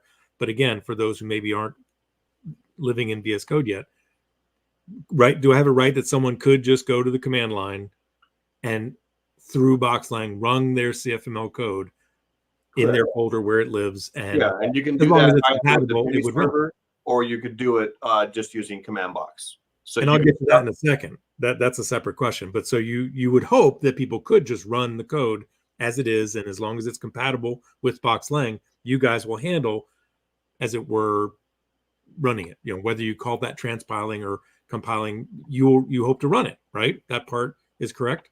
Yes. Now, if somebody wants to run it in production, I know that over time, command box evolved to have the servers notion, production with services. Is such a thing yet available to run BoxLang as a service for somebody who needed to do that, whether on Windows or Linux, or is that still in the to-do? No, it doesn't even make sense. That's done. That makes perfect sense, and we're doing it ourselves. The BoxLang website is running, I think, on command box Docker image in production, and we actually have users with their apps in production. Sean Corfold is someone who's talked a lot publicly. They already have their ColdFusion apps that we're running on Lucy 4. They already have them in production on BoxLang, running on command box today. Even the beta builds. Let's talk about, since you said running on command box, that you kind of went by that quickly earlier. And again, you all have a lot to cover, so I didn't want to bring it up at that time. Sure. So if somebody... So go ahead, Luis. Yeah, it's kind of like a summary, Charlie, that all the runtimes are available for you to run in production now. That's why we started the beta cuts. So basically, similar to what Clojure, and that's thanks to Sean Corfield's idea, we do weekly betas, right? And that way you can be settled that you don't have any regressions on as we go and traverse through these betas for all the runtimes, right? So you could right now use them for production, reuse them for production. So that is available to you now. Command box is the kind of the leading way to do it, because obviously we've invested so much time to do that command box, even the command box pro versions to run multi-site and all that stuff. And Brad can maybe talk into that. But yes, you can run this right now for your code for both CFML and BoxLang code. Yeah. And if you wanted to deploy on Tomcat, you could do that too. We just make a servlet build, a servlet war, if you were. And obviously people are used to that all kind of being, tied up in an installer for Adobe ColdFusion. But if you just had a Tomcat installation, you want to drop a BoxLang war in and deploy it like you could also do with Lucy or ColdFusion. That's available today, right now, for anyone to use for either testing or production. Fair enough. But so now let's bring it back to the command box approach. So, and let's be clear for people who it's a lot to keep everything straight. One could just run a BoxLang server, if we want to call it that runs your code. And as long as your CFML code matches the compatibility of BoxLang, there's nothing more to it than it will run in BoxLang magically under the covers insofar as how it's made to run. That's part of what you guys bring to the table, is that you can just run CFML.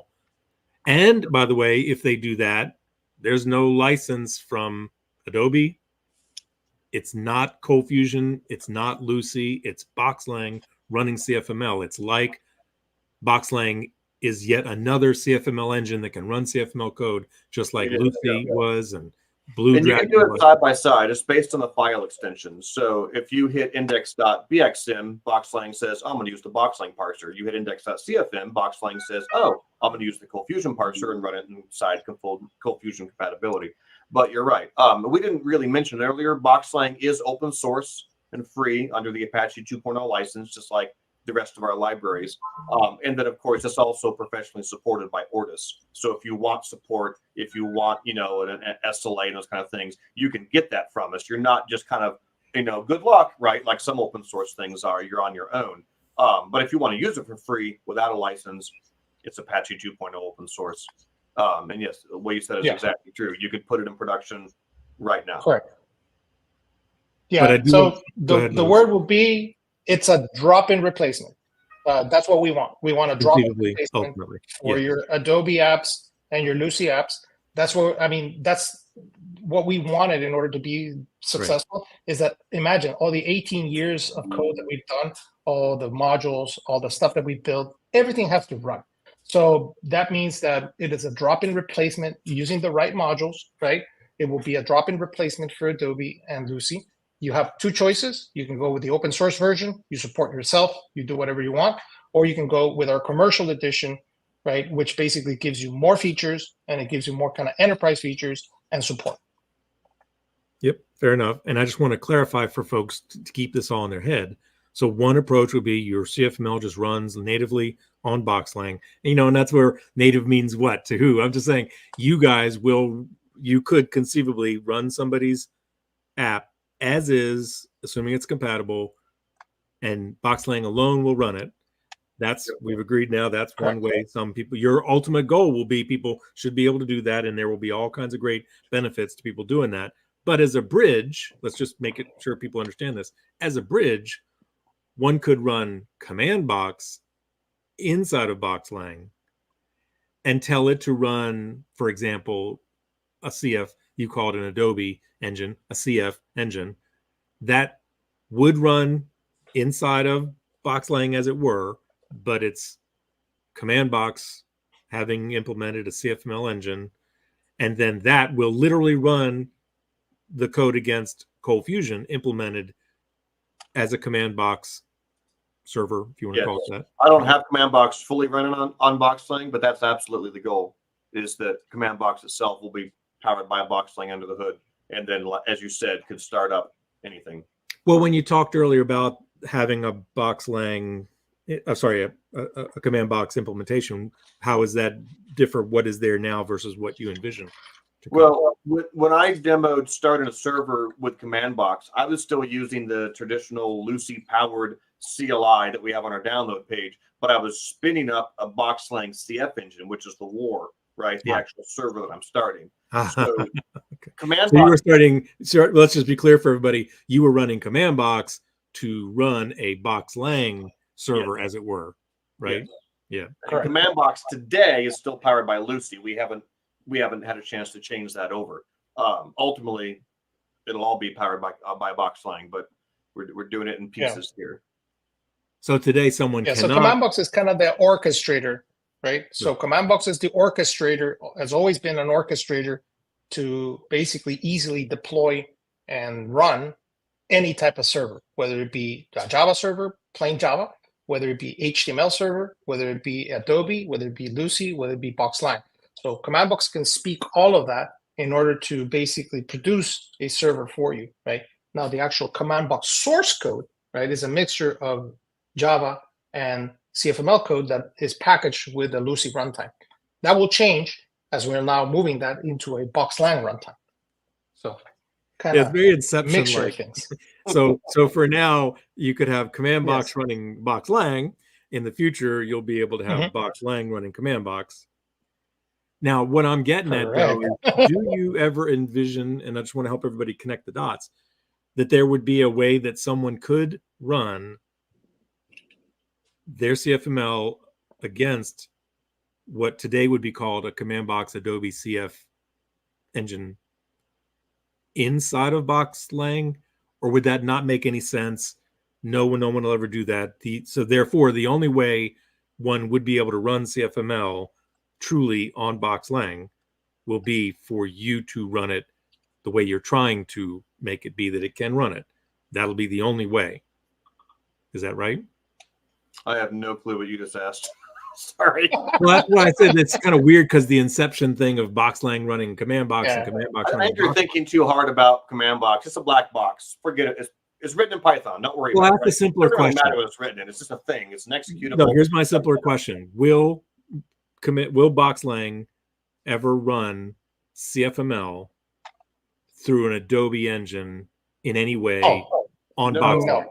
No, I mean, BoxLang was written from scratch, right? Right, I agree, and I didn't think so. We started with an empty Git repository, and we put all the code in that repository, and nothing came from anybody else. We didn't borrow code from Adobe, didn't borrow code from Lucy. It's all our code, and we run ColdFusion. We just parse it to the same specification, and we have a runtime that runs the same as their runtime. But we're not using any other CF engine behind the scenes to run. And I understood that to be true right now, but when you said you guys will be implementing command box as something you can run inside of BoxLang, well, command box. Well, that's why I want to help you make sure people are clear. You're not going to be able to run any command box server the way you can today in BoxLang. No, it's the same. So remember, command box is just a tool for package management and for server orchestration and the actual what's called the servlet specification, right? What we use Undertow. So that will never change, right? It will still run any server, any Adobe server, any Lucy server. That will never change. The way that we wrote command box will change, right? So we're going to take out one engine and put another engine into command box, but it will still do the same thing that it has always done, right? I guess what you're saying is that you're going to rewrite command box in BoxLang. One will still use command box the way they currently use it. They won't even know that it's running in BoxLang. Got it? If you take a Ford and you put a Chevy motor in it, you still turn the key and push the gas and turn the steering wheel. The API you interact with, it doesn't change. What's under the covers is an implementation detail. Yeah, so that will never change, right? So we're just yanking the V8 engine that's there and putting in a V24. I mean, the outward things people will notice is command box will get smaller and command box will get faster when we do that. But it'll still there might be benefits that command box gets for being in the BoxLang environment, as it were. Correct. But the CFML running inside of an Adobe engine inside of that is still just CFML running inside of an Adobe engine the way it runs today on command box that happens to be powered by Lucy. And that's where some people would go, wait, what? ColdFusion running on a command box that's really powered by Lucy? Don't worry about it. When we say run on, respond in a separate Java process. Yeah, it's a war. I get it, run war and all that. I do. We're just using it as an orchestrator to fire up. I just wanted to make sure there wasn't anything about that changing when it's on, when command box is running. No, I think that in theory, you wouldn't. That was a huge. That was a huge success of command box, and that's all you would notice. Yep. Yeah. And what were you saying, Luis? I missed that. No, that was the something that we always wanted, right? Is to create servers on the fly, manage them really easy. That was the purpose of command box, right? Granted, we started writing command box in Node at one point, so So it wouldn't matter in which language we wrote it, right? But happily, we ended up writing it in our own language, right? But yeah, that will never change. That's something that has been great for all our customers, and want to keep it that way. But just we're pulling out the engine and pulling our engine in, right? If you look at things like GoLang, execute everything. The entire GoLang runtime is like 8 megabytes, right? So you can make an exe out of GoLang, and it's super small. And even with command box and as portable as it was, we still couldn't even approach those sizes. If a full installation of Lucy with its typical set of modules can turn into about 200 or 300 megabytes of jars on your hard drive just to have the Lucy runtime. And Lucy Lite is smaller, but it's still around 100 megabytes of jars on your hard drive. And that's why the entire BoxLang runtime is a single jar, not a whole folder of bundles in 7 different places. A single jar with 6 megs, and that's it. Now we can finally compete with people making small portable tools in GoLang that are like 9 freaking megabytes, because we finally have a 6 megabyte jar, but does everything the other guys did, but in this tiny small little package now. And that's what can take command box to the next level for us. The ability to now have it even smaller, faster, and more portable. Yep. But for those who say, well, I need to run in an Adobe CFM engine, they're never going to achieve that benefit through the fact that command box is running in BoxLang. They're only going to really get that benefit when they run their code, as it were, natively in BoxLang by it transpiling it, right? Because it's so easy for people to get lost in the weeds when they're on the outside looking in. BoxLang is a language of its own, and you're going to reach new audiences building cool new things with that. That's its own whole world. But when we talk just about CFML, you're providing also the ability to run CFML, because you guys know and love CFML. One can run CFML. Then, and really in the future, there's going to basically be, as far as Ortus is concerned, there's going to be 2 ways to run CFML. One is run it, as it were, natively in BoxLang. You will do the transpiling. It'll just run. You hope that it'll be fully compatible, and it's already considerably there now. Or people could run command box as they do now. It just so happens that command box will be written in BoxLang, but they'll use it the same way they've always used it. They can run an Adobe CF engine if they want to. I just think that some people, when they're watching all this from the outside, they could kind of get lost in the weeds of that distinction. And I'm glad we were able to make it. Sorry that I belabored it for a few minutes, but no worry. The discussion. I'll complicate it more for you. Go for it. Once we're done with this phase, and BoxLang with its multi-parser can actually run and be a drop-in replacement for ColdFusion, right? We're moving next into Groovy. So we'll have another parser, another module, basically to bring in Groovy code, and it will execute natively in BoxLang. Right. Okay? And then we've also made it where we can actually get other JSR 223 languages, such as Python, PHP, and JavaScript, and we can actually code in those 3 languages inside of BoxLang through our scripting framework that we've done. We actually have Python already running, so you can actually have Python code. Maybe you have a language model that you're interacting with through a Python library or whatever. You can keep that Python code, you wrap it into our BX Jython module, and you can run it inside of BoxLang. Yeah. So we're thinking of adapting more languages and making BoxLang this middle point, this middleware for all kinds of languages. Exactly. And that's where people have to understand that BoxLang is a much bigger concept than most people seem to really be grokking when they hear about it, because there's just so much to get your head around. But I saw from the very first presentation, wow, this is one of those, you guys are going to be reaching out to the whole world of, essentially. The average ColdFusion developer may only care if they can take their ColdFusion app and just run it without a license. Right. Our plan involves world domination. Right. So we're looking at Java developers, Node developers, Ruby developers. Like, we want to create something that is a revolution bigger than just can I run my ColdFusion code. But for the sake of this particular presentation, we focus more on the ColdFusion. Oh, absolutely. Yeah. And some of these conceptual leaps that you're helping people make in the CFML world, you will then be able to help people make in the Groovy world or in the Python world. You'll go through that same notion. If anybody's interested in some of the stuff we didn't talk about that we're putting into the BoxLang side of things, if you go to the community forum, I've written a whole series of blog posts on there over the last few weeks detailing a bunch of just the Java interrupt changes we've done.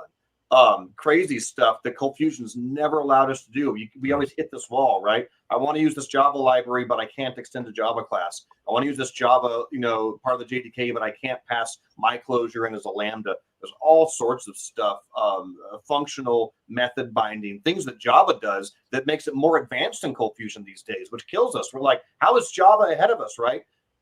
There's a whole bunch of posts you can read where there's all these things we've added to BoxLang now that's brought it back up to speed, and it all lives in the BoxLang side of our stuff. So you want to run your ColdFusion as it is, great. It'll do whatever ColdFusion does today.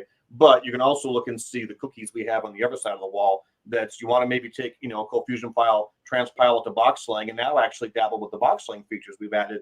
That's the value add. Or if you don't care, run as ColdFusion for the rest of your life.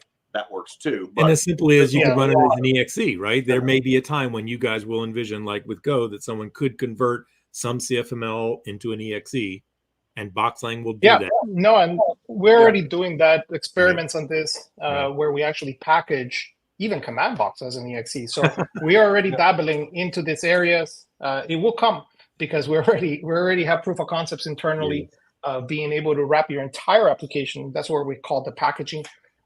Into simple binary that you can then deploy. So this is already happening on our end. They will eventually come in that area. But you'll see two tones coming out of Ortus on this, right? You'll see the tone where we're breaching the broader world, right? Mostly the Java world, right? Try to bring them into a more dynamic language. The dynamic languages have really been stagnant for a long time. So we're trying to really improve that. That's why we want that Groovy parser, is to start bringing in those dynamic languages, barriers broken into the Java world. And then you'll see our CFML ColdFusion tone, right? Which is basically we're a drop-in replacement, 50% cheaper than Adobe. It'll run better, run faster, whatever you want to say it, right? But so you'll see both communications, right, coming out of Ortus. And I've been feeling from the beginning that that's what showed that this is so much more than meets the eye to a lot of people when they start hearing about it. And I just couldn't imagine a group of people able to do it better than you guys. I mean, from day one, I thought, oh, yes, this is an amazing goal. It's like the moonshot. And you guys are the NASA that are going to make it happen. I'm confident that it will. Hey, before we move on, you just threw out something in passing that I think bears clarification. You said 50% of the cost of Adobe. Mm-hmm. So that's for the professional supported version. Is that what you meant? Yes, probably more, because we don't care about your cores, we don't care about your memory, we don't care about a bunch of stuff. We make it really simple. It's about 50% or more cheaper for having a supported version with the enterprise features, right? So there's still a lot of enterprise features that we're still building, but those will be part of the Plus and the Plus subscriptions. There you go. And we didn't really talk much about those. I remember at the end of the box when you talked about the Plus and the Plus, and who knows, there may be a Plus. But who knows? Where does it end? That's right. But in summary, someone who's currently running Lucy or ColdFusion, and if they're a Lucy person, they don't pay anything right now, or if they're a ColdFusion person, they're not upgrading their ColdFusion because they don't want to pay for a new upgrade. Sure. So they're contemplating Lucy. Both of those audiences will be considering now running just natively in BoxLang. Correct. And they will be able to run it for free in production with the community edition. But if they want certain benefits, then they're going to want the Pro or Plus. Correct. So that doesn't change. And we don't charge per version. So that's another point, is that we charge per year. So you can go and upgrade as you see fit. We don't want to restrict you in your upgrades. Right, we'll restrict you in terms of the extra features that you want, right, which are, they're documented on the website, and the support, right, and you can get even into 24/7 support if you wanted to with us. So those are the things that we thought was fair for you to pay, right? Obviously, we do a lot of stuff that's free, right? So we do expect some fairness to go in some of these things that obviously doing open source, right? So we try to put as much as possible that is available out of our time, right? But at the end of the day, we're our business, so we have those two versions. Brad, did you have anything you'd wanted to get out? I didn't want to step on. No. Well, just last thing before we wrap up, I wanted to say, in addition to your blog post you mentioned, Brad, we should also make sure, you guys might have said it, but I want to repeat it. Your cfcasts.com, you guys have several BoxLang talks of various stripes already there, right? Yeah, there's a lot more coming as well. And among those BoxLang ones are many that are free. You don't have to be a paid subscriber to CFcasts. Many of those BoxLang ones are free, right? Correct. And I'll give you a sneak peek, Charlie. So something that we're in discussions here. So there's a new CFcast coming. This is just between us. A new CFcast will come, basically called learn.boxlang.io. It will be a dedicated casting learning platform just for BoxLang. It will be registered, so you have to register, but everything most likely will be free until we have enough content. But when you get a CFcast subscription, you will get one subscription as well for Learn BoxLang or the BoxLang Academy. And if you get one for the BoxLang Academy, you can also have access to CFcast. So we're basically doing a very specific casting platform just for BoxLang, and you will have access to both if you're a subscriber as well. That's awesome. You guys just have so many wonderful ideas, and it's just hard for people to keep track. So those who are into the world already know it. Those who are on the outskirts, you know, when you pay attention, it's just amazing the stuff you guys do. And that's why I feel confident, you know, from having watched for so many years, that if anybody can pull this off, you guys can. So again, thank you very much for coming on and giving us the insights today that you did. Thanks for having us, Charlie. You bet. And good luck with it all. And if others have follow-up questions, he shared many ways to do it. Don't see any other ones, so we'll let you guys get on to the rest of your day. We've gone a couple hours. That's a long one for us, but I'm okay with it. It was all valuable stuff. And if you have another one that's of a CFML bent in the future, feel free. We can have you on again. Sounds great. You bet. Talk to you guys later. All right. Bye-bye. Bye-bye.